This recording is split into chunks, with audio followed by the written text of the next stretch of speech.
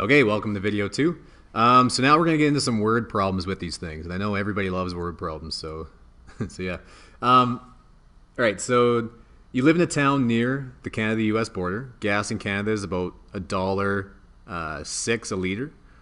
Or you can travel a few short miles across the border and fill up for $2.86 US a gallon. The exchange rate is $1 US for 1.02 Canadian. It's definitely out of date here, eh? And a Canadian right now is a lot lower. Actually, gas is a lot lower than it is right there too. But anyway, your tank holds about 90 liters of fuel. It says which country has the better price for gas and by how much in Canadian dollars. So what it's asking us is we need to compare this to this is what we're really interested in, right? We could change this, the Canadian gas rate, into US, but I think for this question, since it says our tank holds 90 liters, so units of like that we're used to, and it says how much in Canadian dollars, I'd say first off that we want to change the American rate into the Canadian rate is going to be the best way for us to figure out with the our 90-liter fuel tank. So what we're going to do is change this one. We're looking at this one now. We want to change that to Canadian dollars per liter instead of US dollars per gallon. So just like we did above, we're going to start off by just writing down 2.86, and I'm going to make the unit US for US dollar, right?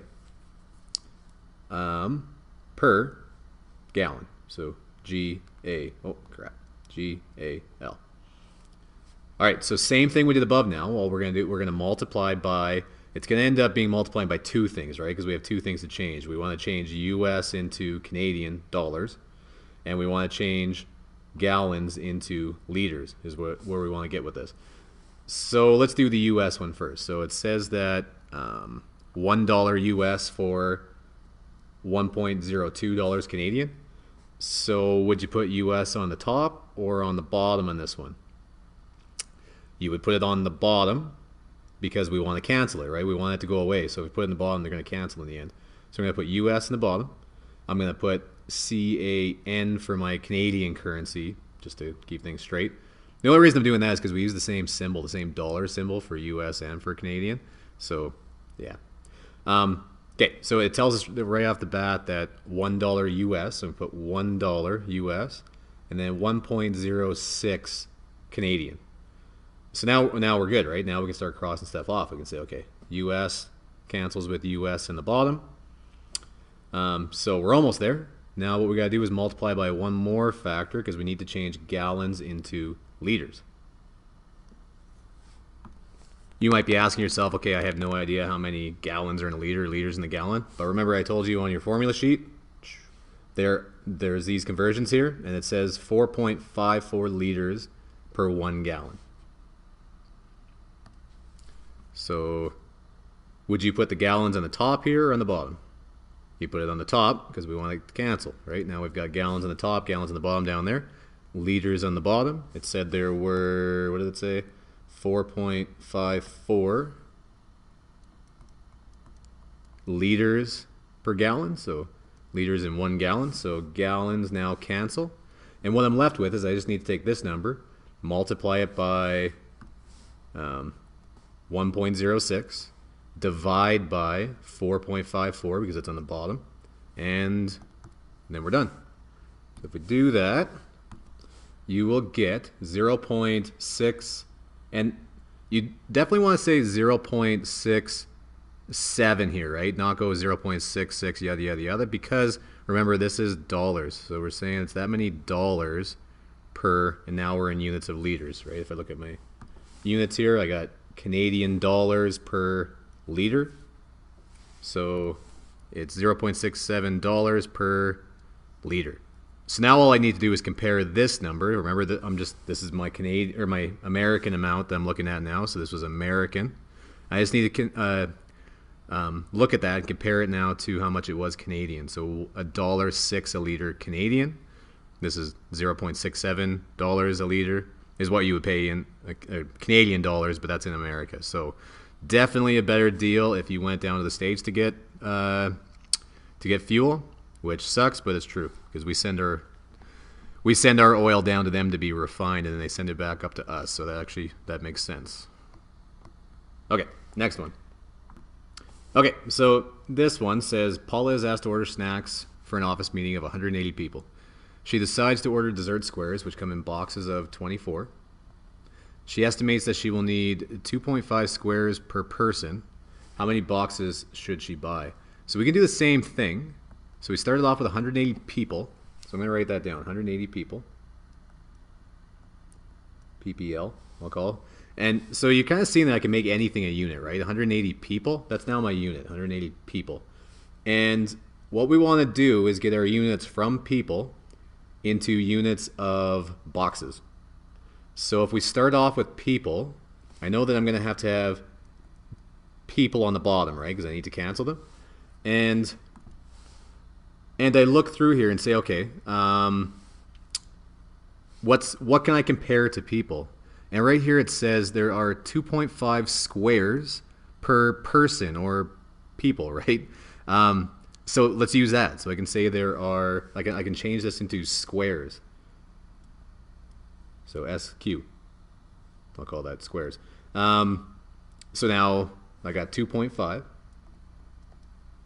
squares per one person or people. Maybe I should have just wrote person.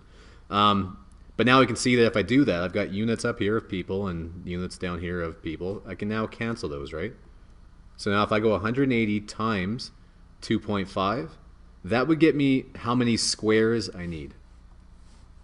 Right? If I just go 180 times 2.5, that's how many squares in total I would need. But the question is saying how many boxes should she buy?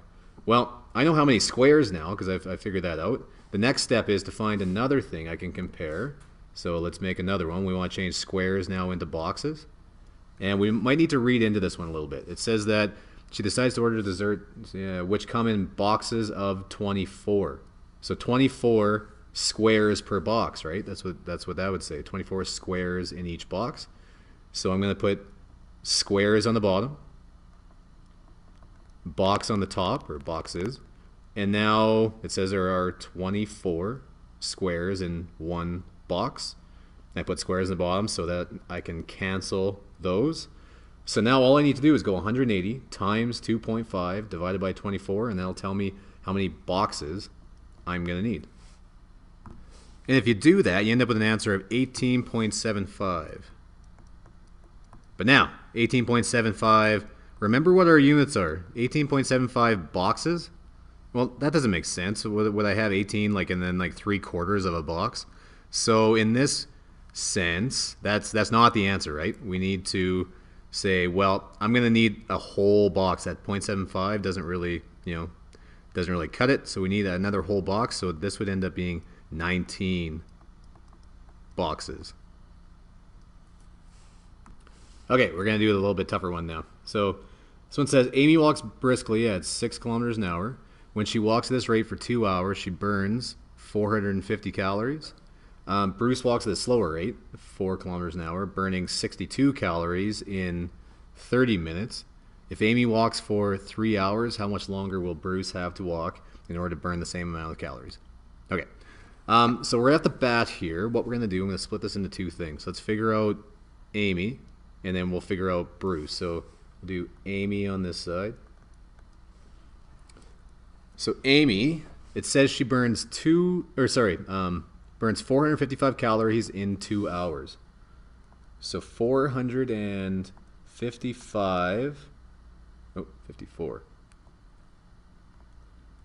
calories in 2 hours, right? So what I'm going to do is put that over one another in 2 hours.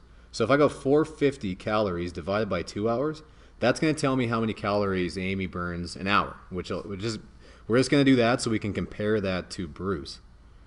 So let's say, so if we do divide that, Amy burns 227 calories an hour.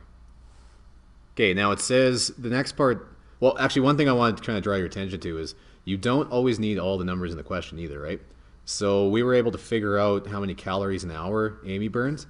We don't even really care how fast she was going or how fast Bruce was going. The question is talking about how many calories an hour each one of them are burning. So the speed is kind of irrelevant here. So yeah. Okay, so we know that Amy burns 227 calories in 1 hour. But it says that she walks for 3 hours. So what we'd like to do is figure out total number of calories that she is going to burn. So if we do that, let's write down here and say 227 calories. Ooh, that was weird. Calories an hour. If I multiply that by 3 hours, which is what we're doing, right? You can see that my units cancel, and I'm going to end up with units of just calories in the end. So if we do that, go 227 times 3, you get 681. 681 calories. So that's how much she has burned in 3 hours. Okay, now the next part says, how much longer will Bruce have to walk in order to burn the same amount of calories? So let's do Bruce. Okay, so first thing we gotta do is figure out calories an hour. How many calories an hour is Bruce actually doing at his rate? So it says that he burns 62 calories in 30 minutes. So we'll go 62 calories over 30 minutes. And we could do that, but we'll end up with 62 calories, or a certain number of calories per minute. We want to compare it to Amy's calories per hour. So right off the bat, I'm just going to make things easier. I know how many hours 30 minutes is, right? 30 minutes is just 0.5 hours, right? So if I go 62 divided by that, now I'm in calories per hour, so now I'll be good. So let's do that. Let's go 62 calories divided by 0.5 hours, which is 124 calories per hour. Okay, so I'm almost there. Now it says how many extra hours. So you can see on the last one here, what I did is I went, this rate, I went, calories per hour. So call that C maybe. And I went times a certain amount of time, right? That's what we're looking for, is equal to total calories. Maybe we'll call that, right? So really, we're going to have the same kind of general setup. So calories an hour times time is equal to total calories. Maybe I could have used different symbols. I don't know. Anyway, though, let's kind of fill that in then with what we know. So 124 calories an hour